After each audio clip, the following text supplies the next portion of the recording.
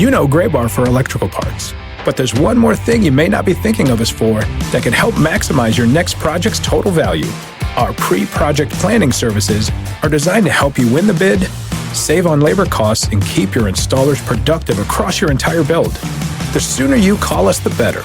Because when we're there from the beginning, we can anticipate your needs and help you solve problems before they become problems. Yep, Gray Bar does that.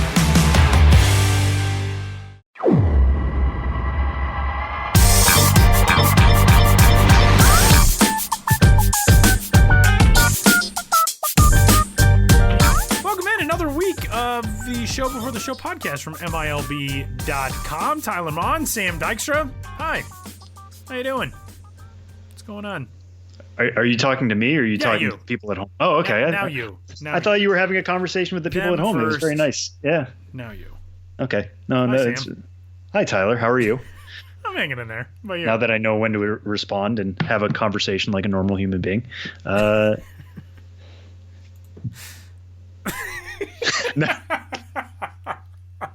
I'm leaving this in. We're such a well-oiled machine now that when we have hiccups, I feel like we owe it to the fans to keep it going, to keep it in, keep it unedited. Well, see, that's the thing. We joked about this a couple of weeks ago, but when we did the live stream of MLB The Show 20, and we'll talk a little bit more about that here coming up, but you left in the intro, which was just you saying, okay, I'm going to wait. Hey, there we go. And it was just like, it worked so perfectly because it just set the tone of what we're going for. We're not going for this buttoned up broadcast of like, here's exactly what happened and all that kind of stuff. It's just us chattering about baseball and have fun with it. So now this is just a continuation of that. I feel like it's, the podcast at its base level is us going into your homes, your cars, wherever you listen to us, while you do chores, while you mow the lawn, whatever. Hopefully at home. Hopefully you're staying home safe. But there are going to be some awkward pauses like there are in regular conversations. Exactly. So we want to leave those in. I'm full of them in real life. As much as you might not think it, because I never shut up on the podcast. But hey, with that, we welcome you in to this week's episode of the old Show Before the Show from MILB.com. I am Tyler Mon. He is Sam Dykstra, and we got a lot coming up for you on the show today. Our very next segment, the 23rd birthday present in the life of Sean Hjelle, the 9th-ranked prospect in the San Francisco Giants organization, is that he got to be on the show this week. I'm sure that was what he was wanting, I would imagine. Make a list, birthday, say, I want to be on the podcast. I wish we could say that I planned out the show to know that, but I did not. When we reached out to him and you, as everybody will hear coming up, you'll say, like, oh, and it's your birthday coming up. What are you doing? That even shocked me. I was like, I do not check for birthdays. I need to start doing that. So that worked incredibly well. That was very fortuitous. It was pure luck for me. I was looking at his baseball reference page, and of course, baseball reference lists not only the birthday, but age in days, like years and days. And it said 22 years, 365 days. And I was like, isn't that just 23 years? Oh, tomorrow's his birthday. So it's not like I did any prep. I just happened to glance at it and got lucky. Pretty much my whole process for this podcast is letting Sam do the heavy lifting, and I try to get lucky every once in a while with pointing things out. I also like that you looked at his birthday and it was the amount of days that tipped it off, not the fact that it was May 6th. Right. Like, have we just lost complete? I think I caught the 365D before I looked at the actual date. Okay. All right. Fair enough. I can just imagine you looking at May 7th and being like, oh, that's not near now. Okay. I can put that away. Oh, goodness gracious. So with that, what's been going on with you this week? We've got a lot of good stuff up on the site. We're going to hear in a little bit from Benjamin Hill, who's got a great story that's up on the site. Gerard Gilberto will join us in a little while for a connection between a Mets prospect and a member of pop culture that will blow you away if you don't already know this story. We've had some great tool shed pieces. What else has been going on with you? Not much. Yeah. Speaking of Toolshed, I mean, last week we came out with a story that I really enjoyed writing. As most people know, I'm a Massachusetts native. I grew up going to Cape Cod every summer. We used to go camping there in Brewster. So when I heard that the Cape Cod Baseball League was canceled for 2020, which like so many other summer leagues and leagues that require a lot of travel, they've been canceled for the year. The Cape League was one of them. If you've never heard of the Cape League, it's pretty easily the biggest and best wood bat collegiate summer league in the entire country. So many top prospects go there. Adley Rutschman has been there before. Spencer Torkelson has been there before. In order for guys who play all spring, playing with metal in their hands and sometimes not always against great competition, they go to the Cape and show that they can compete against some of the top arms, some of the top bats in all of college baseball. It's a really fun atmosphere. I grew up going to the All-Star game every year. I have autographs from like Evan Longoria back when he was coming up. I remember watching Tony Gwynn Jr. and everybody was all abuzz because Tony Gwynn was actually there to watch him, stuff like that. So I wanted to find a way to kind of celebrate the Cape League a little bit. And I found a story in that the Cape League is an opportunity for guys to build their status too. It's not just showing that they are one of the top prospects with metal in their hands. They can do the same with wood. Sometimes it's, hey, we might think of something of you. Go to the Cape. If you perform there, you'll be a first-round pick. Somebody who fit perfectly in there was Nick Gonzalez out of New Mexico State. He was the Cape League MVP last year. New Mexico State is a very offensive-rich environment. So is the WAC in general. He gets to play at elevation a bunch. So when he put up crazy numbers, I think he won the NCAA batting title, everybody was skeptical about that because he was doing it basically in the NCAA's version of the PCL or the Cal League. He goes to the Cape, wins the MVP award there, was a very good hitter there. I talked to Mike Roberts, who is his manager with Katuitt and is also the father of former major leaguer Brian Roberts, about what Nick Gonzalez was able to do. And it was kind of just a celebration of what the Cape can be and what is lost. What is going to happen for the draft class of 2021 if they don't have the Cape to rely on. So just some stuff to think about with that, and how the example of Nick Gonzalez is great for his draft status going into 2020. A lot of people expect him to be a top 5 pick because of what he showed on the Cape and what's going to be lost going forward. So these are the types of stories you can find on the site. We're doing a lot of this stuff now, not just fun stuff that we wouldn't have gotten to cover otherwise, but also stuff about how does the modern situation we're all in with quarantine, the seasons being put on pause, or in the case of the Cape League getting canceled altogether, what effects do these have? What are the ripple effects, and how long are we going to be talking about them? So always check back on the site every day. We've got new stuff like this every day. And we got some fun stuff coming up on the show for you right now. So a couple of weeks ago, if you missed it, we did a simulation on MLB The Show 20 of 2 top prospect teams that Sam and I drafted that we pitted against each other. And I can't remember the result. Do you remember what happened in that game, Sam? My score was? My team lost. I know my team had fewer runs. That's right. Yeah. So that means my team won, I guess, right, is what we're saying? In a manner of speaking. We had a great meeting between the fictional Hartford Yard Goats and fictional Rocket City Trash Pandas, and my team won. And being that my team won, Sam then wanted to have a rematch in which he's going to try, probably fruitlessly, to beat me again. And so we decided to do another draft, and we're going with different roster rules this time around. Different selection criteria. And first off, let's lay those out for everybody. We're not going to go through pick by pick like we did last time. We've already done the selections, but we're going to give you our lineups and our starters. And Sam, explain to the good folks what we're doing this time around. Yeah, so we wanted to kind of come at you in a different direction this time. Last time it was just, hey, all prospects are eligible. Take whoever you want. Let's build the best rosters we can and have some fun with it. Now we wanted to limit it a little bit. So we went back and forth on ideas, and we still have lots that we'll touch on in the coming weeks. We're not just out of ideas already. But this one was, and if you heard us on the show last time, we talked about this a lot, these games are going to have a futures game style feel. It's a lot of the top prospects who aren't typically playing against each other from all different levels, all different organizations. We thought, why not make the futures game? But we went back to the old rules. Recently, it went AL versus NL. Now we're going back to U.S. versus the world. So Tyler has the world roster. I have the U.S. roster. And we added 2 other limitations beyond that. One was it couldn't be a player who has played in the major leagues yet. So Gavin Lux will not be included in this. Dustin May won't be included in this. Brendan McKay, et cetera, et cetera. We wanted it to limit it just to guys with minor league experience. And also, if a player appeared in game 1 of our series, they can't be on the roster here. So if we had somebody on the roster and they may have gotten up in the bullpen but didn't feature in the game, or they sat on the bench, they're eligible here. We just don't want to be talking about the same guys over and over. So if we didn't get a chance to talk about them game 1, now's our chance here in game 2. Really exciting possibilities there to talk about some new guys, bring you guys some new information, and to see how some guys perform in a video game like this in a simulation. So that'll be really neat. But I am going to be playing as the Durham Bulls.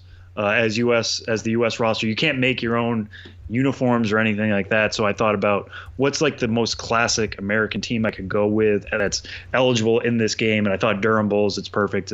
American cultural film that everybody loves to talk about. Durham seemed right up that alley. Tyler, you're going to be the Albuquerque Isotopes, right? I am, yeah. I figure a nice crossover AAA matchup. We did a crossover AA matchup last time. Plus, they're the closest AAA team to me geographically, and I love me some Topes. Love Josh Sushan, their radio voice. I love The Simpsons. I love Isotopes Park. It's got it all. I didn't even think about that. We have 2 pop cultural references. We do. We chose very well here. Yeah. In that regard. Yeah, I'm proud of us. Yeah, so maybe this is a AAA national championship preview at some point, at least in terms of the team names that we picked here. Yeah. So just to run through my roster real quick, these are just going to be the starters. Somebody else might appear in the game later as a pinch hitter. We've gone through our bullpens, we've gone through our benches, all that. But just in terms of starters, at catcher I have Joey Bart. At first base I have Alex Kirilloff. Sometimes an outfielder in the Twin system, but I'm putting him at first base. Second base, I have Xavier Edwards. Third base, Nolan Jones. Shortstop, Royce Lewis. The 3 outfield spots are Taylor Trammell, who I wanted to get in here because he always seems to perform in a futures game style atmosphere. He was the MVP 2 years ago, performed really well last year in Cleveland. Wanted to make sure he got on the team. J.J. Baudet of the Miami Marlins and Drew Waters of the Atlanta Braves. My starting pitcher is going to be Nate Pearson. I can't wait to see what he does in a game like this. It won't be pure futures game. Because we're simulating. My team's probably going to ride Pearson for a while, see how much we can get out of him. But the chance to watch a game with a guy throwing 100 miles an hour whenever he feels like it should be a lot of fun. So that's my starting lineup. I'll put together the full lineup in terms of how everybody's going to be, where they're going to be put into there at a later date. And I don't know if I said my DH. My DH is Nolan Gorman of the St. Louis Cardinals. Plus raw power out of him. Hopefully he can hit some bombs against Tyler's team. So that's my starting 10. Tyler, what do you got? So I've got a roster that is very heavily talented young prospect from the Dominican Republic on the world team side. Also got a couple of guys from Venezuela, a couple of guys from the Bahamas. We've got an Australian player on the roster. We've got a player from Taiwan on the roster. So we're trying to go as world team as possible. As Sam noted, can't be big league guys. So Abraham Toro was out for me, who's gotten some big league time. He's a Canadian. Can't be guys who played in the last game, which between the two of us, which limited me from selecting a couple of pitchers that I really loved having in Cisto Sanchez, who closed out my my legendary win, we'll say, over Sam, and also Luis Patino. One thing that we should note, Sam wanted Jeter Downs for his roster, and I selected Jeter Downs, and Sam said, "What are you doing putting Jeter Downs on a world team roster?" And I said, "Oh, you mean Columbia-born Jeter Downs?" So I get to do that. Hold on, let me just brush off these tire marks of you just running me over and then backing up again and then running San me over. Andreas Columbia product Jeter Downs, Sam? Yeah. Listen, Jeter Downs was drafted. He did graduate from high school and he was drafted by the Cincinnati Reds in the CBA round in 2017. So he's kind of one of those sort of confusing guys who could fall really on either roster. And we were talking about this before we started recording. Jesus Luzardo pitched for the world team a few years ago because he was born in Peru, but moved to the United States when he was like an infant. We had him on the show and talked a little bit about that. So there are obviously some gray areas for roster rules here, but sometimes you got to use those to your own advantage, Sam. That's what I did. To your own advantage, it sounds like. My advantage. Listen, it's fine. It's fine. Xavier Edwards was going to be on my bench. I'll put him at second base. Hopefully he steals like 5 bases against you. It's fine. I'll live. Okay. All right. I see where the trash talking from winless Sam Dykstra is coming along. So let's get this this thing started. I went with Keibert Ruiz of the Los Angeles Dodgers as my starting catcher, a Venezuela product. I was leaning toward his countryman Francisco Alvarez, but of the New York Mets system. But the Dodgers Ruiz, a little bit more veteran guy, higher up the ladder. Feel like he probably profiles better in a video game. I've got a Dominican Republic laced infield. Lewin Diaz from the Miami Marlins. A lot of Marlins guys on my roster, by the way, which is kind of interesting. Vidal Brujan from the Tampa Bay Rays. O'Neal Cruz, the towering shortstop prospect in the Pittsburgh Pirates organization. I've got him at third base. And then I've got Marco Luciano from the San Francisco Giants at short. My outfield is Julio Rodriguez, also from the DR. Jesus Sanchez, also from the DR. Those two from the Mariners and the Marlins. And then Puerto Rico's Elliot Ramos from the San Francisco Giants. He's my third outfielder. Designated hitter is Christian Robinson from the Bahamas, the Arizona Diamondbacks prospect. And my starting pitcher, going lefty this time around, Braylon Marquez, who's got a fastball that grades out at like 480 on the 20 to 80 scouting scale, I believe, for prospect evaluation. But the lefty out of the Cubs organization, it's actually just an 80 fastball, but we'll talk it up a little bit. He sat 96, 98 last year, by the way, and he's 20 years old. It's going to be a lot of heat. It's going to be a lot of heat. Nate Pearson versus Braylon Marquez is the future of velocity. That is a fun matchup. We got some guys in our bullpens, and we talked on the broadcast that we did about how our bullpens are constructed of starters. I mean, we want you to have guys coming into the game who you know of and are aware of. So I've got, Davey Garcia from the Yankees organization. I went out and plucked some guys from other world locations. So Alex Wells from Australia from the Baltimore Orioles system. He is one of our relief corps members, Chi Jung Lu, who was signed and kind of an interesting route to get to the Boston Red Sox system. He actually has not pitched professionally yet, but he's out of Tainan City in Taiwan. I believe dealt with some injury issues and then pitched at a university there and then signed with the Red Sox. So he's 21 and signed toward the end of last October. So he has not made his professional debut yet. There are a lot of prospect evaluators who really like him.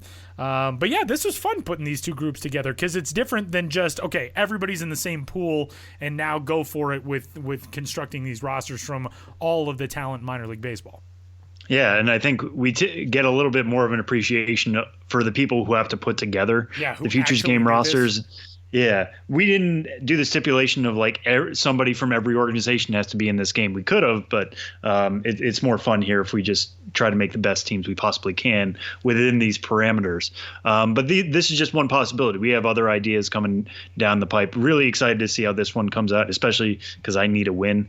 But I'm feeling good about this because last time we did this, you were the one who said, hey, if Mackenzie Gore gets shelled, I can bring in Casey Mize out of the bullpen. Well, I now have Casey Mize. You plucked him from my grasp. Yeah, your team went with Matt Manning out of the bullpen instead of Casey Mize, so he's still eligible. I'm going to take him. Guys like Forrest Whitley, Spencer Howard, Logan Gilbert, Tarek Skubal, D.L. Hall as left-handers. I might make Hunter Green my closer. I know he's recovering from Tommy John surgery, but this is a video game where he's healthy, so see what he can do with his velocity coming out of the back end of that bullpen. I like what I can do with some of these matchups. It's going to be fun, and we'll put it together. We'll do the same thing we did last time, have a broadcast that will go live on the YouTube channel of Minor League Baseball. We'll put it up on the podcast page and all that as well. But this should be another whole bunch of fun for the two of us. And now, we got the first broadcast out of the way. Now we're a seasoned broadcast duo. I am more seasoned than I was. I can say that. You were always seasoned. Yeah. let's not go crazy here. You're the only one who provides any insight. I'm like, oh, they got bratwurst cooking. I mean, I enjoyed that. Your ad libs of like, oh yeah, they've got elk bratwurst, and I'm like, where did you get elk? At the ballpark with us. Yeah, we'll have to choose a fun stadium this time. I haven't done that yet. Yeah. Last time we played at the Porch. This time we'll play at something a little bit different. I kind of wish that there was, back in the day on Triple Play Baseball for the original PlayStation, you used to be able to like play on the moon, stuff like that. I wish that there was a little bit more craziness in the show that we could do those things, but we'll find one of the fun ones. My favorite one was to play in somebody's living room. Oh yeah, I forgot about that. Yeah, and there were like home run derbies you could do, and if you hit like the lamp or something, it was an extra 500 points. I have memories of that. I don't know. I forgot about that. Huh. But yeah, I wish they could do something for 2021. If you're Sony San Diego Studios, and you're listening, write that one down. Bring it back. Actually, had this conversation with some people on Twitter. There was a thread that I stumbled upon. The old ballparks, they've got classic ballparks on the show, and of course, the Polo Grounds is there, and Forbes Field is there, and Crosley Field, and Shibe Park, and nowadays they've got old Yankee Stadium and Shea Stadium and the Metrodome and whatever they called the Marlins Stadium by the time they moved out, what was formerly the new Orange Bowl, and then had 97 different names. But they haven't really added to that group in a long time, and it's certainly not stale. Like, it's still very cool to play a game at Griffith Stadium or Sportsman's Park or whatever it is. But like, I would love for Ebbets Field to be in that game, or the original Yankee Stadium before the renovation in the 70s. And this is so off topic and so pointless, it has nothing to do with anything else that's coming up on the show today.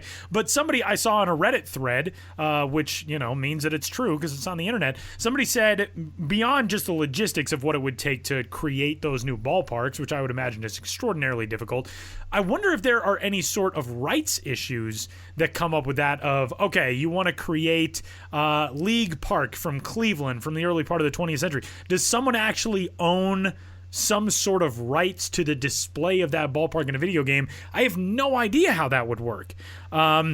So if there is somebody out there listening who's like an entertainment lawyer or knows somebody or something, I've been fascinated by that ever since we started kind of diving into all this stuff. We'll be going with one of the minor league ballparks, so Crystal Falls Stadium or Riverboat Field or Laughing Mountain Park, one of those. I don't know.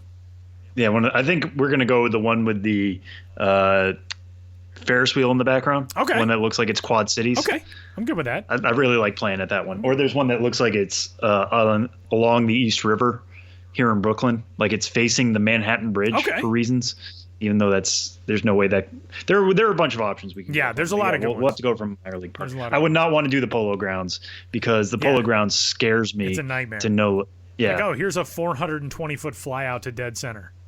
Or here's a 250-foot homer to left. Right. Because the two extremes. And actually, 420 is like short for a fly out on the Polo Grounds. It's like here's 520 to dead center of the Polo Grounds, and it's an easy catch on the track. Yeah, and a 260-foot bomb off of the facade in left field makes perfect sense. But so we're going to get that going on real soon, and you can check it all out at MILB.com. And a lot coming up for you on the show here today. One point for a little bit later, Gerard's call, the internet, of course, with everyone being on it all at the same time and doing their Zoom calls and their FaceTimes and their MySpace and their Friendster. We've got some clips and audio glitches, but bear with us. You can get through the interview and we get, let's say, 98% of it all clear. But sometimes the internet doesn't cooperate. But Gerard's coming up in a little bit. Benjamin Hill is coming up in a little bit as well, and Sean Hjelle will join us here in just a moment.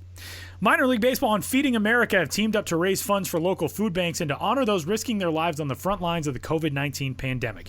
For every $10 donated to Feeding America, a minor league baseball team will donate one ticket to a local hero. Join us in making a difference in our local communities by visiting MILB.com/community first.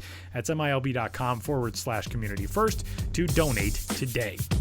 Giants' 9th-ranked prospect Sean Hjelle joins the show next.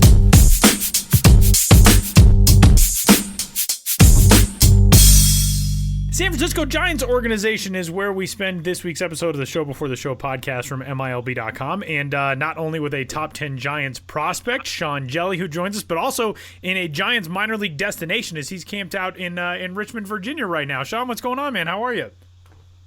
I'm doing pretty well, guys. How you guys doing? We're good. Obviously, a very strange May 6th, and we owe you, before we get started on anything, a happy birthday. Tomorrow's your birthday, correct? Yes, it is. Oh, I appreciate that, guys. Absolutely, man. So 23. What's the plan? Any big quarantine birthday plans you got going on? Probably play 18, and that's kind of all I can do these days. So that'll be about it. That's all right. That's a good birthday. Well, let's talk about the last couple of months. Sean, the 9th-ranked prospect in the Giants organization, coming into this year and headed into 2020 and making that climb closer and closer to the big leagues. Last year, finishing the year, getting some time at Double-A Richmond, and then all of a sudden everything goes into a halt. The last 2 months, really, since spring training got started and then stopped, what have the last couple of months been like for you? Just weird. I mean, that's really the only word that keeps coming to mind because, you know, everybody went down for spring training. We were gearing up, ready to go. I mean, big leagues were almost like a week out from starting their season, and all of a sudden it feels like we're in the off season all over again. And so it's just weird. And so trying to stay up with that, that momentum that we had, that we started in spring training, just trying to stay up with that because baseball's coming back, and when it does, we're going to hit the ground running. So just trying to stay as close to game shape as I possibly can be. It's just been kind of the number one goal, really, with all that. What was the road like for you from when you guys were informed in Arizona? Obviously, you're a Giants farmhand. You're in Arizona. You're from Minnesota. You went to college in Kentucky. Right now, you're in Virginia. When you guys were informed that spring training was going into a halt, what were your steps from then on to find yourself now in Richmond? I immediately got in my car and drove out to Richmond from Phoenix because we had our first son born here a month ago. So I had to get out here for that. Thank you. So I immediately got in the car and drove out here. So that was pretty much, honestly, that was kind of a blessing having spring training get canceled because, you know, he was supposed to be born on the 2nd. No, I think our last day of minor leagues was the 3rd or something like that. So it was going to be a tight squeeze. So spring training getting postponed was actually kind of a blessing in that area for me. All right. Well, then bouncing off of that, then I'll ask a two-parter. One is, what is it like just having a child now? Put baseball aside. I mean, it's such a crazy time to have a kid. And two, what pitches are you already working on with your son? Again, this has kind of been a blessing. We just get to hang out here and just spend time with them. And we really don't have to worry about baseball or anything else in life right now. We just, we can get cooped up like everybody else that's going through this, but we just spend uninterrupted time with them. And it's actually been pretty amazing. And I don't know how we would have started this whole parenting thing off with baseball right away too. So nice to get our feet underneath us before baseball comes back in the picture. I haven't started any pitches with him, but I will be tying his right hand behind his back and forcing him to be a lefty here one day. Wow. Man. Wow. Okay. And you're a righty, so is that just because that's where the jobs are, or why do you say that as a right-hander? Lefties are always more attractive when you're talking from a coaching and a scouting angle. So, yeah. Baseball dad status starts very early. Yeah. But just to go back to yourself here, we've talked to hitters the last couple of weeks about what they can do. We've talked to catchers about what they can do to stay fresh. But as a pitcher, what are you able to do now? Like, do you go through bullpen sessions? Do you have somebody to throw to even? How do your workouts look right now? I've actually feel like I've been one of the very lucky ones through all this. Having our Double-A team be out here in Richmond, I'm able to go to that stadium, and it's pretty much just me and the handful of field crew guys that are still there maintaining the field and keeping it up to date. So I can go use our weight room. I can go throw in the batting cages if I need it. I can hit in the batting cages if I feel so inclined as to do so. I had a teammate come out here with me originally, but then he went back to Arizona. So he was a catcher, so I could throw bullpens with him. So that was really nice. But now he he's from Richmond, so he set me up with one of his local catching friends out here. So I've been throwing a couple bullpens with him now. So I do have someone to throw with, and I got a weight room, I got facility. I pretty much have everything I need. So again, I feel like I'm been one of the few lucky ones when it comes to, because I've seen guys do a lot of makeshift stuff at home and gym workouts and buying PVC piping and putting a net on it to throw into. And I've seen some creative ingenuity for sure through all this. Well, John, one of the things that's so strange about all of this is you figure with anything in life, you settle into a little bit of normalcy or a little bit of routine, but still we're 2 months into this and nothing about it feels normal or routine. I mean, for it to be May 6th, I would imagine there's probably, with the exception of the field being so well manicured, there's probably kind of a Walking Dead sensation to it where you're going into an empty stadium in the middle of May and getting your work done, but it's not a normal May. I mean, how weird is it to be doing all of this right now when you should be really a month into the season? Like I said, the first word that comes to mind with all this is weird. It's weird to go into a stadium and have there be no one else. It's weird to blast my music while I'm working out and not worry about anybody else hearing it or having to interrupt anybody. And it's weird. I mean, it's amazing, and it's very nice for me that I get to go do that still, and I haven't missed a beat. But yeah, I just keep landing back on that word weird because like I said, it feels like we're back in the off season and we should be a month into the season. And I keep repeating that word weird because that's just all it is.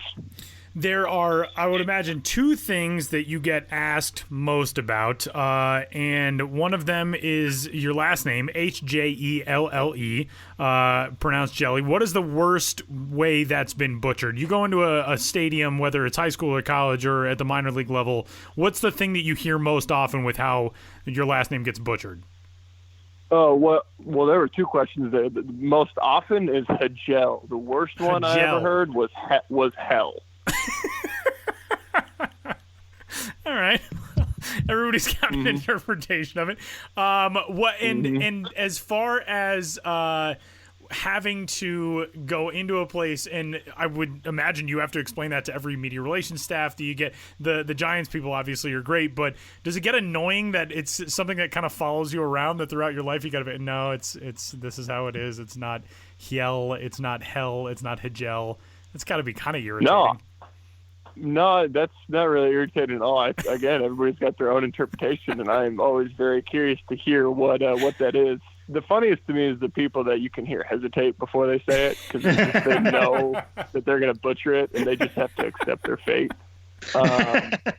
So yeah, it's not irritating at all. It's a nice little bit of entertainment for me. That's a better way to look at it. The obvious thing that you're probably asked about all the time then, in addition to that, is your height. You're 6'11". When you make it to the big leagues, you will match John Rauch as the tallest major leaguer in history. And that, especially from a pitching standpoint, the reason, you're going to be asked about that regardless of whatever walk of life you're in. But from a pitching standpoint, it's so fascinating because it creates so many different elements to your game. The angle that you're pitching from, the leverage of what you get from having long limbs and long legs and all that. How do you feel like, as now being 23 years old tomorrow, you've been able to turn that into an asset? Because I know that's one of the things that everybody talks about with your game is how well you are able to leverage your size and your control. Well, everybody talks about, prepping for a game. You have to prep for the opponent. And as a pitcher, you got to know that lineup, in and out, and know, guys can hit and guys can hit. But, you got to know yourself, too. You have to know how you pitch as a pitcher. And you talk to a lot of pitchers who have, had a lot of years in this game, are veterans and pitch forever. I was actually just listening to Jerry Blevins talk about this. I think he's got 13, 14 seasons. You got to evolve as a pitcher. You have to know yourself. How you start your career as a pitcher is probably going to look differently how you pitch at the end of it. So just knowing that aspect and knowing that, I do have that uniqueness and those angles and try and use that to my advantage as best I can is very important for everybody to be aware of, no matter what they're doing. Yeah, and obviously height is something that's always been around for you. But at what point in your baseball life did you realize not only am I just tall, but I'm like tall for a pitcher, and this is getting to a point where I don't know if it's something I can leverage and something I can make work to myself. Were you like a late bloomer in high school? Were you taller than 6'6" as a sophomore? What was your growth spurt kind of like? I mean, I went into high school. I was a freshman in high school at 6'9", so I was always tall, and I was the tallest. So that was just always was what it was. I mean, I'm tall, and that was it. Yeah, no, fair enough. And were there any other positions you played in high school? Not very well. Well, see, because I want to ask, because we have like O'Neal Cruz now in the Pirates organization, who I think is 6'7" and plays shortstop. So I wanted the idea of like a 6'9" second baseman would have been awesome. But were you like the first baseman or a corner outfielder or something? I got, I don't know, 6 or 7 games at first base in my high school career. Otherwise, I was just on the mound. I always wanted to play second base, but just never worked out that way. Yeah, fair enough. Things out of your control. Well, let's talk about what happened at the University of Kentucky. You start your career there in the bullpen, like so many freshmen do. You transition to a starting role. At what point did you feel like, hey, this is really clicking for me, and I'm more than just a big guy. I'm a potential pro pitcher, and eventually going to a high round pick with the Giants? It didn't click for me that I could be a pro pitcher until I saw my name got called. Otherwise, I was just trying to be where my feet were and just focus on what was ahead of me. If it didn't happen that day, then it may not have happened the next. And what's the worst that happens? I go back for a senior year and get a degree and enjoy one more great year at Kentucky. So I was just enjoying the moment and just having fun where I was. And in terms of the development of your pitches, some of the stuff I've read, some people favor your curveball, some people favor your changeup. Talk about the development of those two and what's gotten you, to now AA Richmond. Is there a pitch out of those off-speed stuff that you prefer, and what do you feel like has come along the furthest since you heard your name called there in the draft? Since the draft, what's come along the furthest has been the changeup for sure. In high school, that was my pitch, and then I didn't throw a curveball until I got to college. And then I really worked on the curveball in college and lost the changeup a little bit, and now I have a good curveball, and then I got to work on the changeup, and it's just kind of a constant ebb and flow between the two. And so just getting them both at a consistent, constant level, it's just been the battle for me because, you focus on one, you lose the other, then you try and play catch up, and it's that constant back and forth like I talked about. So that was just a really big focus for me this offseason, was just having all three, not, focus so much on my curveball that I lose the changeup or vice versa. So just having all three pitches, throwing in the fastball too, just having all three consistent in the zone. That's all I could ask for.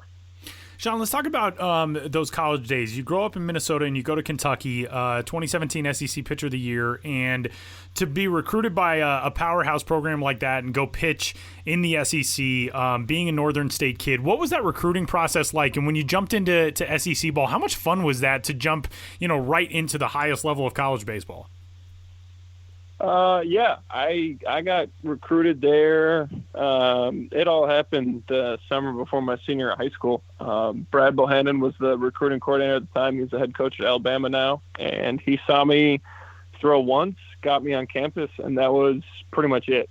I got on campus, and I knew that's where I wanted to go. And in terms of the baseball sense, I grew up in kind of a little sheltered glass bubble. I had no idea what SEC baseball meant, and I really didn't understand what it meant probably until I got through my sophomore year. So it was kind of a whirlwind that first year. I learned a lot, and I was very thankful that team in 16 would have been my first year. That team had so many older guys, so many veterans, juniors, and seniors that were on that team to just kind of guide all of us, because we had a pretty big freshman class come in that year, and they just kind of took us all under their wing. And it was a huge help for that, because otherwise, I still may not understand what playing at that level means.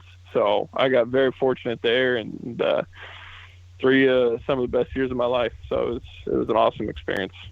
you go to the Giants in the second round in 2018 and get started in pro ball at the short season level in 2018. And then last year, 3 levels, Augusta, San Jose, and Richmond. To start out with Augusta and San Jose and be so good and roll through those couple of levels, an ERA at 2.66 in the Sally League and 2.78 in the Cal League. How much confidence does that give you your first few really full months as a pro ball player? The short season life is so different, but coming out of spring training and getting into full season leagues, what does that do for you to build you up in your early days of minor league baseball to have such a good roll right out of the gate last season? Well, the buildup doesn't happen with, rolling through by any means. It happens when I get rolled through. And, I'll never forget, I opened up in Augusta at our home opener against Greensboro and got absolutely just smoked, just hammered. And because I couldn't throw any strikes. And I was just like, you know what, I got to throw strikes. I already knew this, but it was just another good learning moment. You can't throw strikes, or you got to throw strikes, otherwise you can't win.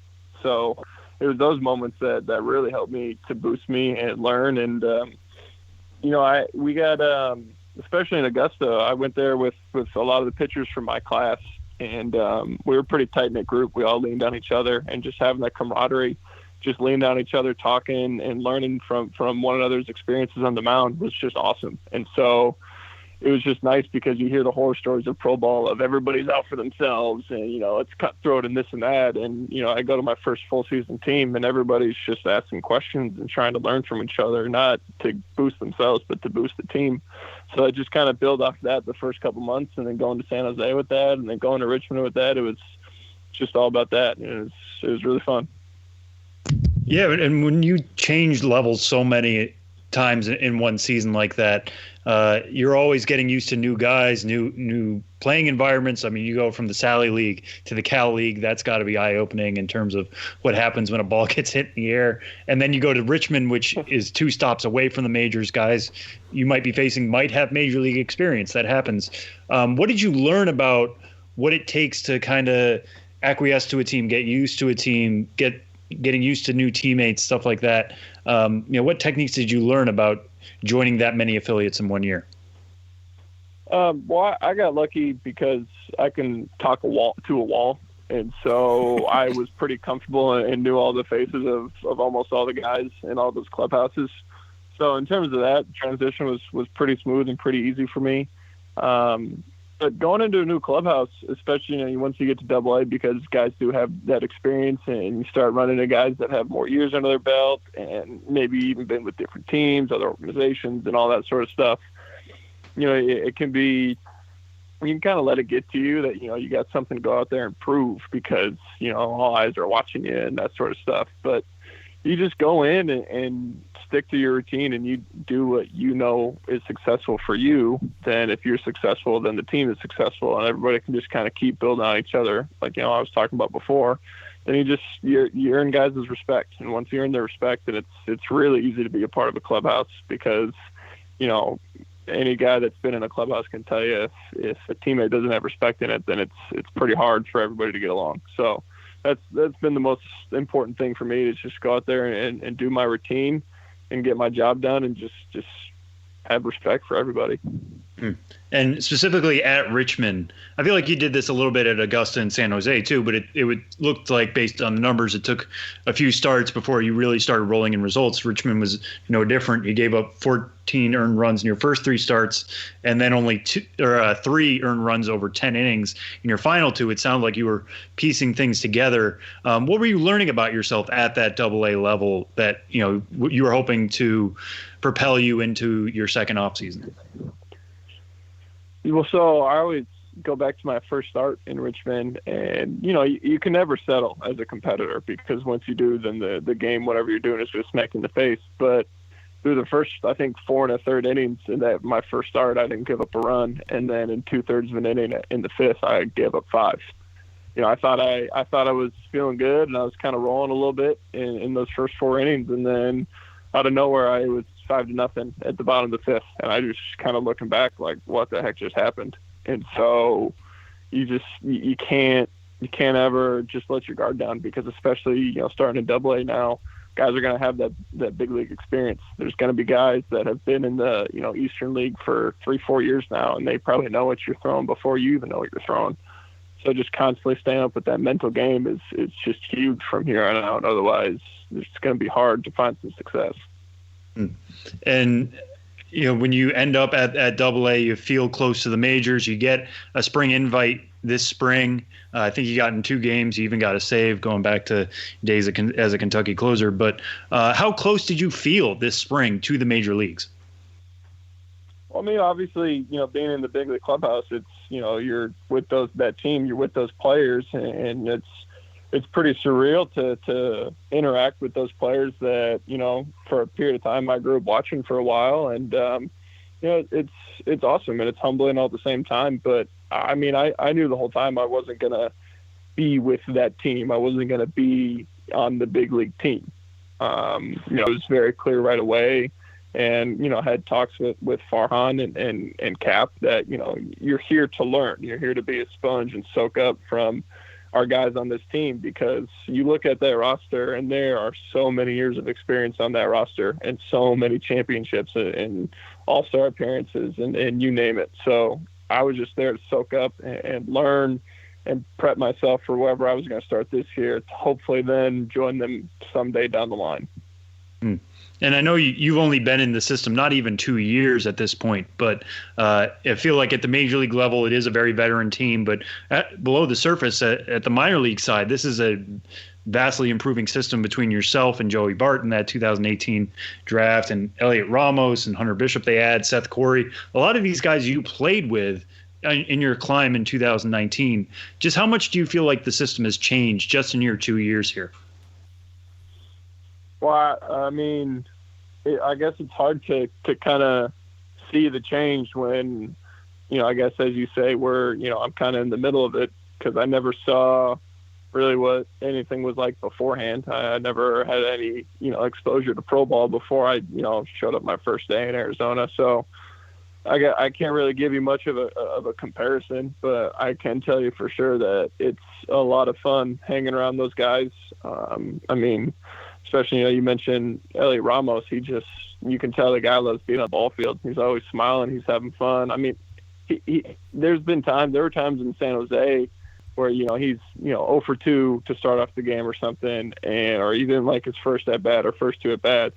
He'll be in the dugout. He'll be smiling, and then he'll look at you and you go, I'm going to get this guy next time. And then he goes out and he gets that pitcher the next time, gets a hit, gets whatever. And he just, having that attitude around it, it's pretty infectious, and it's fun to be around. And there's plenty of those guys in our system and on those teams that I got to play with this year. So it's been an awesome experience. It's been a lot of fun. And one teammate specifically I want to ask you about is Joey Bart. As a catcher, you guys have to have somewhat of a relationship, and he's somebody who played at San Jose and Richmond last year. Had to deal with some injuries, but by all means is a good offensive and defensive catcher. What is it like throwing to him, and how long does it take you typically to develop a new relationship with a catcher?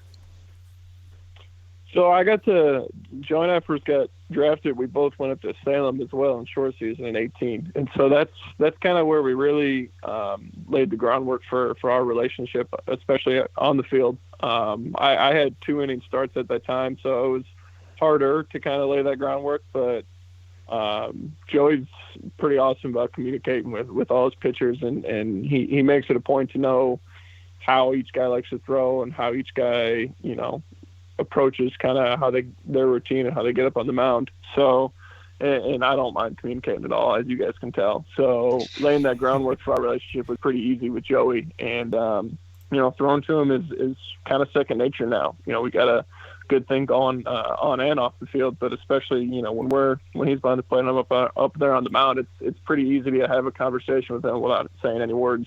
So it's fun for sure throwing to him. Obviously it's, his skill back there it makes it fun as well.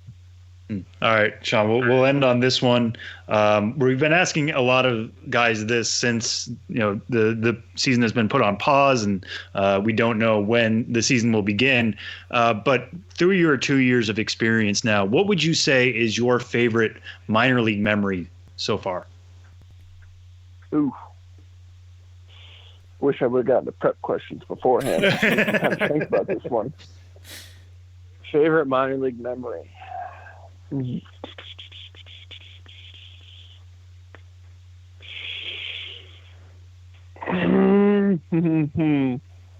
I would probably have to say, yeah, I'm gonna go with this. I'm gonna go with just kind of our season in San Jose last year. Like you guys said, I joined the team about a little bit later than this time last year. It was end of May, and I spent most of the year with them. And in the middle of June, we were, I don't know how many games out of the playoffs and out of first place, and we were struggling a little bit as each team does.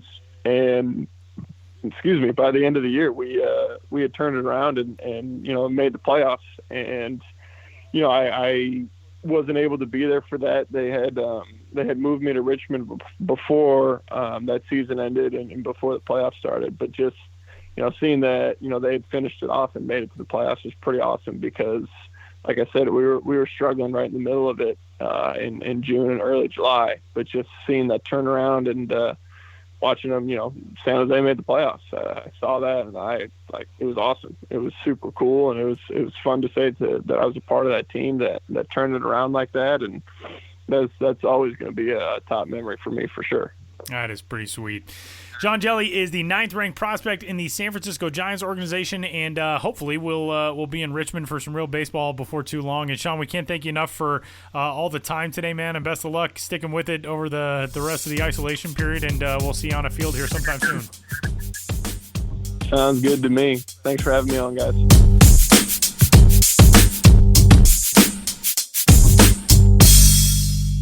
As an official partner of Minor League Baseball, Nationwide's here to make sure you're protected for every pitch life throws at you. Visit nationwide.com today to see how we can help meet your needs.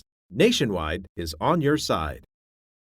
The first week of May, we welcome in Benjamin Hill for some fun stuff that is up on the site and going on around the world of minor league baseball. Hey, Ben. Hey, Tyler, and hey, Sam. It's funny, Tyler, you just saying the first week of May made me, in my mind, calculate what day it is. And it is the first week of day. First week of day. It's the first week of May, and the day in which we are talking right now is May 6th. And that reminds me, it's my half birthday. And I'm only saying that right now so, podcast listeners who are, of course, huge fans of mine can write down when my actual birthday is and then surprise me by wishing me happy birthday on my actual birthday, at which point I will have forgotten ever having this conversation. So this is we're a very birthday-centric podcast this week. We just had Sean Hjelle from the San Francisco Giants on, whose birthday is tomorrow, and your half birthday is today. We need Gerard next. It's got to be like his quarter birthday or something, just like once every 3 months, just celebrates the day of his birthday. Anyway. Yeah, I mean, if you think about it, every day we're having some sort of fractional birthday. That's true. That's true. It's 1/365th of a birthday for all of us today. Well, Ben, let's dive in. You got a story up on the site that I read this morning, which is so much fun, which is fun facts for every organization in the International League. And I know that there are a lot of things in here that I had no idea about, which is the point of the whole thing.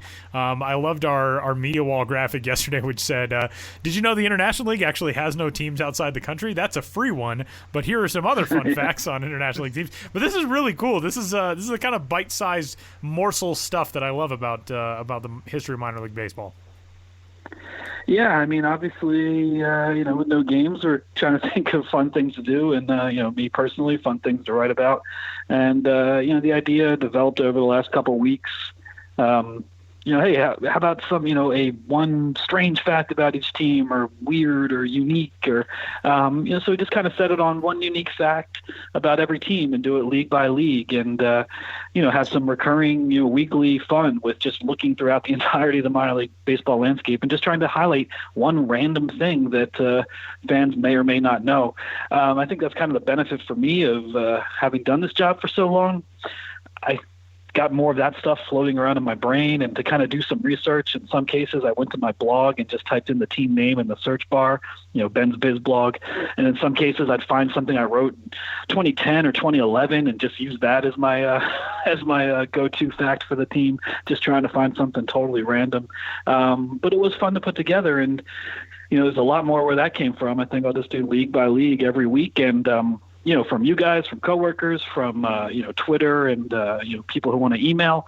I'm definitely anyone who wants to submit their own favorite fact about any minor league team, please get in touch with me, and I'll do my best to include them in future columns. And this just kind of made me think of like bar trivia. Like these are like the perfect bar trivia factoids, or like Jeopardy or something like that. So I'll put it this way. If one of the ones I thought was easiest, but not something I would have thought of ahead of time, which is the Scranton Wilkes-Barre Rail Riders are the longest team name in minor league baseball. There are 31 characters in Scranton Wilkes-Barre Rail Riders. So if that's like the opening question of a bar trivia category about the International League, what do you think was like the most difficult? What is something not anybody would really know except for the really hardcore IL fans? It's more about the randomness of some of these. I think randomness is, I guess, kind of subjective. But I think one of the most random facts I put in this entire article is I was looking through my own long back history of just stuff I've written about these teams, and I found this kind of throwaway promotion the Lehigh Valley Iron Pigs did in 2010, when there was a man in like Minnesota or Wisconsin somewhere who saved a pig's life by doing mouth to snout resuscitation, and then the Iron Pigs in Lehigh Valley, Pennsylvania, put out a press release praising this man who had saved a pig's life by doing mouth to snout resuscitation, and they went on to use all these pig puns and praising him, and apparently sent him chapstick and Listerine, as well as an Iron Pigs prize pack for his work in saving a pig's life. So that was probably the most random one, just trying to go through these teams' history and finding things that may have occurred in the archives where most people would be like, wait, what? And some of it, like you said, Sam, is just things like the longest team name in minor league baseball, or a 4-digit retired number in the case of the Rochester Red Wings, and on it goes. I gotta say, if you were going to ask what movie inspired the National Buffalo Wing Festival, which was not a thing before the early 2000s, I do not think that I would have guessed the Bill Murray vehicle Osmosis Jones. Yeah, no idea. I've never seen. I vaguely remember the title, Osmosis Jones, but I've certainly never seen that movie. And the fact that is the reason the National Buffalo Wing Festival exists now to this day, which is in turn the reason the Buffalo Bisons never play a home game over Labor Day weekend, because said Wing Festival is taking place. What a world we live in! Everything is connected, man. If you really think about it. It's pretty amazing. And that pivots us well, talking about food, to another story coming to the site, which is a lot of teams have started to jump on this bandwagon, and it's really, really cool. If you are missing your favorite team's ballpark food, there are a lot of teams around the country that have started to offer that ballpark food to go, curbside or however you may acquire it. But this is it's a great idea, and teams all over the minor league map are doing this, from AAA all the way down to the lower levels. Yeah, it's been something that I believe, I never like to say a team but the first, because then some other team comes and says, no, actually it was us. But I believe this started with the Pensacola Blue Wahoos, but over the last, 5-6 weeks, we've seen a lot of teams doing curbside concessions of some kind. Some teams do it, literally every day. Some just do it on Fridays. Some just say, hey, one time only, we're going to do it now, and then maybe we'll come back next month and do it. So it's been a real grab bag all around the minor leagues. And I let off the article with, in a lot of ways, because it happened very recently. But Tyler, this is one of your former minor league baseball places of employment, but the Altoona Curve yesterday, May 5th, sold Curve burgers at the ballpark to go curbside pickup, and they put those on for an online pre-order and sold out in like a couple hours. And it's funny how popular Curve burgers are among Altoona Curve fans, because they're basically just cheeseburgers, but sometimes there's just something special about a way a team makes something or the way they taste at the ballpark. But got the Altoona curve burgers, a lot of stuff in Pensacola, Charleston, as they often do. The River Dogs getting creative with things like the brisket ramen bowl. Beloit Snappers now selling cheese curds. Rochester Red Wings, you can get some garbage plates or just plates, as it were, and so on and so forth. So just a little overview of the culinary landscape that's occurring even when there are no games. And how much of this is just like a lot of these teams have the inventory, they have the food stuff around, they ordered it for the season, and this is a good way of getting out there. And how creative are they being? I mean, you mentioned like a ramen burger. Is that something that would have been on the menu, or are they trying out new stuff to try to help move some of that inventory? That's a good question. I don't think there's been anything that's been a standalone, quarantine era special that didn't exist in some form in the ballpark. Sam, you're right about inventory in a lot of ways. This whole suspension of the season came at a really bad time for, minor league baseball, because they made all their preparations for the season. If the coronavirus had happened, in September, October, and the shutdown had happened then teams could have saved a lot of money by not making a lot of purchases for the upcoming season. So that goes beyond the food, but that is certainly part of it. And, kind of hand in hand with that is you're obviously never going to replicate the revenue that you get right now from actually having games and opening the ballpark, but teams are scrambling for whatever they can do to, make a little revenue, stay in the public eye, and, for fans, provide them with something that reminds them of their, relationship with the team. So, teams have been doing it for the last couple of months. I see more teams probably doing it in the weeks to come. And until there's baseball again, I think this will be part of the minor league landscape, offering concessions across the country. Not every team, but I think more and more teams will do it. Benjamin Hill is on Twitter at Ben's Biz, and you can find all the stuff on the site as well.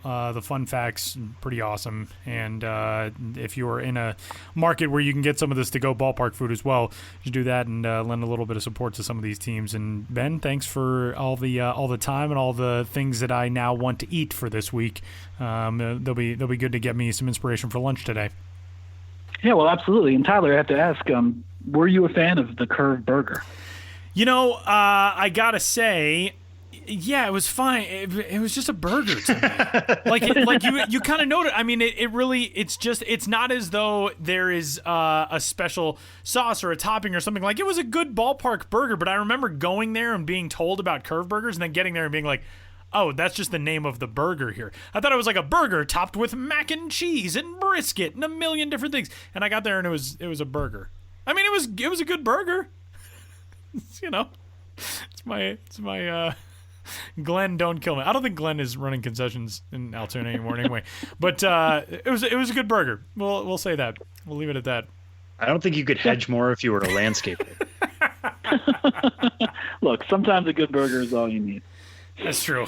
That is certainly true. I've indulged in that in my brain several times over the last couple of months just to have an excuse to eat burgers. It's been good. Thanks, Ben. Thank you, Tyler. Thank you, Sam. I will talk to you guys next week.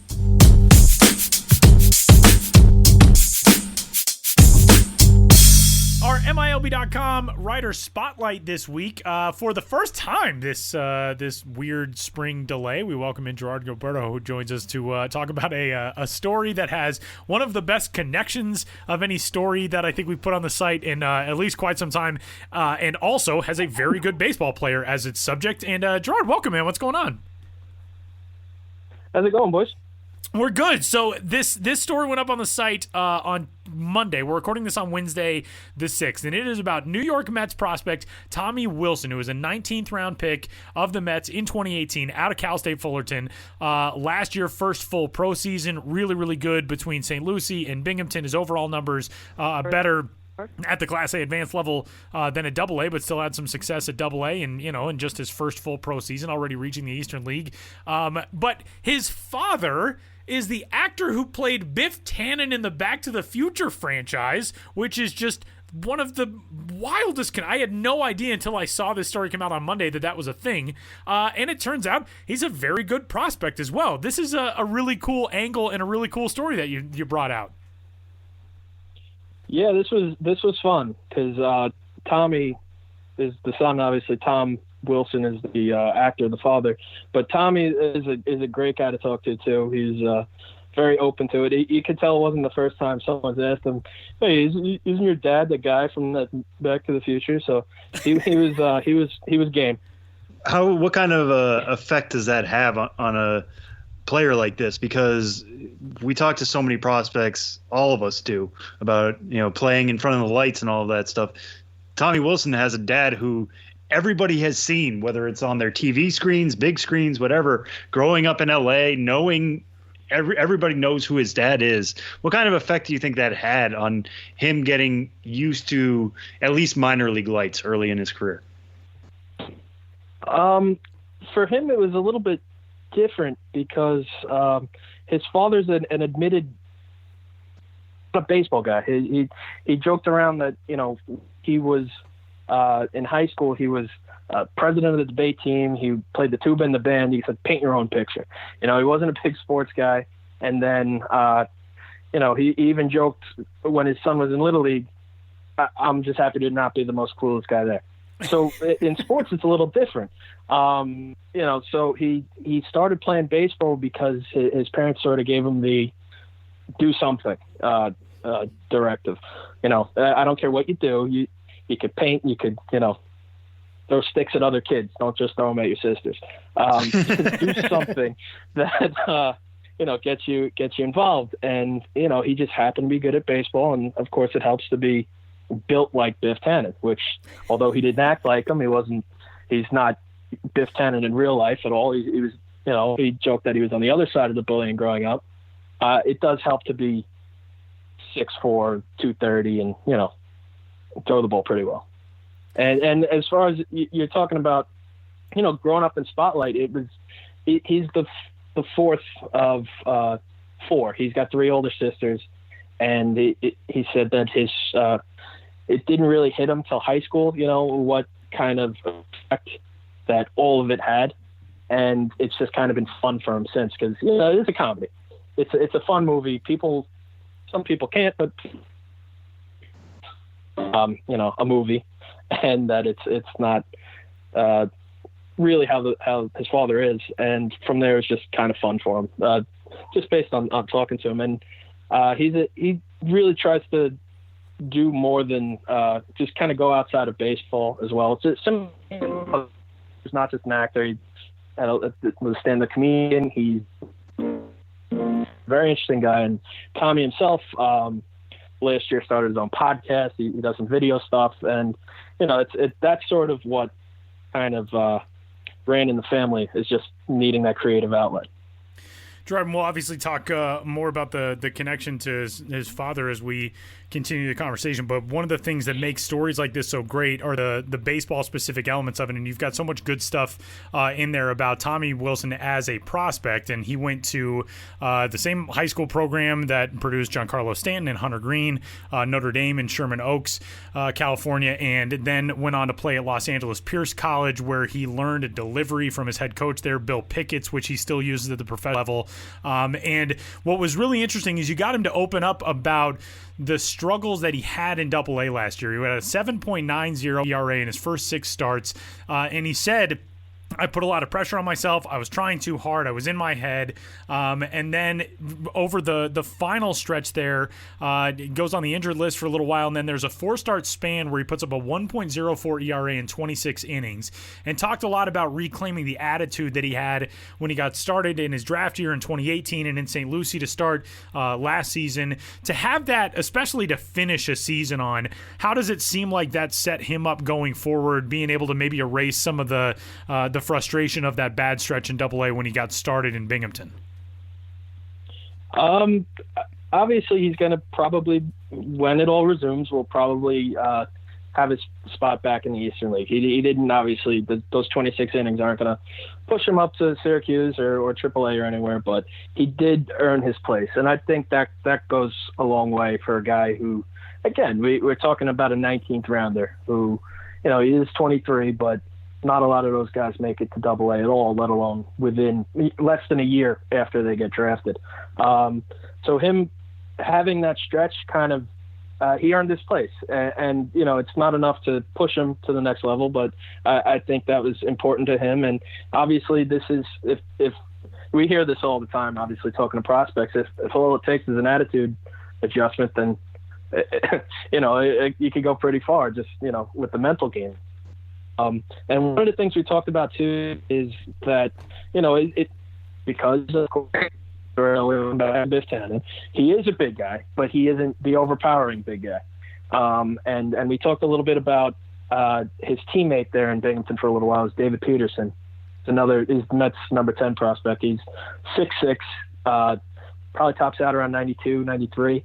A lot of junk. He's a lefty, which is a little different from Wilson, obviously. But you learn how to pitch. Really, you're not just being the biggest guy on the field, which is kind of what he was growing up. That's one of the reasons he developed that confidence that he developed when he was young. It's a very simple thought, but I'm the biggest guy here. I can overpower people. I'm going to go ahead and do that. But now he's kind of learning how to pitch a little bit, and that, I think, like we said, those 26 innings solidified his place. He really earned the right more than what can be said about a lot of prospects. All right, Gerard, just to return back to what makes this story so unique between the older Tom Wilson and the younger Tommy Wilson, so much of what we talk about, especially with Ben, is minor league promotions. But you talked about emailing with the older Wilson and him saying, we're comfortable, supporting him from the sidelines. We don't want to make it too much about us. So does that mean Mets fans shouldn't expect a Back to the Future night with the real Biff Tannen if Tommy Wilson ever makes it all the way to Citi Field? He'll be there. Without a doubt, he'll be there, because if he'll go, I understand if he wants to go see a game in Fullerton, living in LA, but he made it to Binghamton. I think he'll make it to Queens if Tommy does. And Tommy really mentioned that he loves it. It's one of the things. He might not have been a big baseball guy when Tommy was younger, but now he's his number one fan, and he can get loud. There's a few videos of him really bringing the energy in the stands, and I don't know necessarily about Back to the Future night, but there'll definitely be he'll be on the video board at Citi Field if Tommy's ever there, and people can do the thing they kind of always probably do when they see Tom Wilson, and that's, hey, isn't that Biff Tannen? But it was part of that. What the older Tom Wilson talked about growing up. In high school, he was in the marching band. He played the tuba. He always joked that the tubas are always moving, rocking. People are trying to throw garbage and food and stuff into the tubas. So that's why he always did it, and they're always swaying back and forth while they're playing the tuba. So he knows how to be a fun fan in the stands, and by the videos that you'll find on the internet of Tommy Wilson pitching either or in the pros there. I think the video I embedded in the story was and Dad was either videotaping or next to whoever was videotaping, and he really got loud. But yeah, if Tommy makes it to Citi Field, Thomas will be there as well, and it'll be like I said, isn't that Biff Tannen? Gerard, a couple more for you. We'll get you out of here. And like you said, actually, if you go back just a very short time in Tom Wilson, the father's Twitter feed, he retweeted an MILB tweet from last July in Tommy Wilson's first start after coming off of the injured list. But for the younger Tommy Wilson, one thing that I always remember is Lucas Giolito's grandfather played Susan's father on Seinfeld. And I remember when Lucas was getting close to the major leagues, somebody asked him about it, and he was like, yeah, I don't really know anything about Seinfeld. I've never watched it. People tell me it's a big deal. And then, of course, there was crotchety old sports writer uproar of how could Lucas Giolito not know anything about Seinfeld. Lucas Giolito was like 2 when Seinfeld went off the air. Tommy Wilson was born considerably after the Back to the Future movies. So for him, and you've touched on this a little bit, but what is it like being the son of somebody who is so loved and revered for something that he did way before your lifetime? Like, I can't imagine Tommy Wilson really grew up watching the Back to the Future movies that much, because I don't think a whole lot of kids born in 1996 were probably that into it. I'm not too much older than Tommy Wilson myself, and I remember seeing it when I was, really, really young. I've probably seen it 10,000 times since myself, and he said that stuff didn't really hit him till he got to high school, but once he kind of got the hang of it, he knew it's a classic. I mean, not saying Seinfeld's not a classic, but I'm going to put Biff Tannen a little bit higher up on the totem pole than Susan's father, with all due respect. Just the two characters individually, not saying, Seinfeld isn't a classic. Seinfeld is fantastic. Let's not kid ourselves. No, it's not really a niche. It's part of American culture, really, of the last, I guess 35 years now since it's come out, and it's not going any away as well. And he understood that right away, and he was really proud of his father too, which I can't blame him. Obviously did a great job, because if you didn't look into Thomas Wilson, you'd probably think he was some jerk that they just picked out of the jerk store, if you want to go back to Seinfeld. Oh, jeez. Nice work. Right. Yeah. I'm good like that. But no, if you didn't realize he was much more than that, and nothing like a real bully, you probably wouldn't have thought twice. I'm sure, Tyler, you mentioned you didn't know about it. You probably thought, hey, if I heard the story about how the guy that played Biff Tannen was actually a jerk, I wouldn't have been surprised. But it's good acting on his part to be a jerk and not actually be a jerk in real life. So he was proud of his father. It was something that he kind of knew. It's a classic. You're not going to outrun a classic. It is pretty great, and the story, read all the way through to the last paragraph, because Tommy talks about his father's presence at games, and it is everything that you would hope for any good minor league father, but even more when you realize that the guy he's talking about is the guy who played Biff Tannen. You can find Gerard on Twitter at Gerard_Gilberto, and this story is up on the site right now. It ran on Monday, and just great stuff, Gerard, as always. And thanks for coming on, man. It's good to talk to you, and we'll do this again soon. Of course. And if you got a second, you should check out Tom USA on Twitter. That's the older Tom Wilson, who he replied to a minor league baseball tweet of the story, because somebody said the Tommy's nickname should, of course, be Butthead.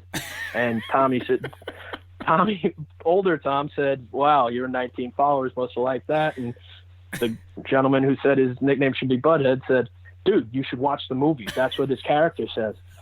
To Tom Wilson, he told him, you got to see what Biff Tannen said to Biff. So make sure you watch this movie, guy who played Biff Tannen. Yeah, right, exactly. So that made it all worth it, really. If I would have liked to have talked to older Tom, but that Twitter exchange made it all worth it. Pretty great, Gerard. Thanks, man. Good stuff. Take care, boys.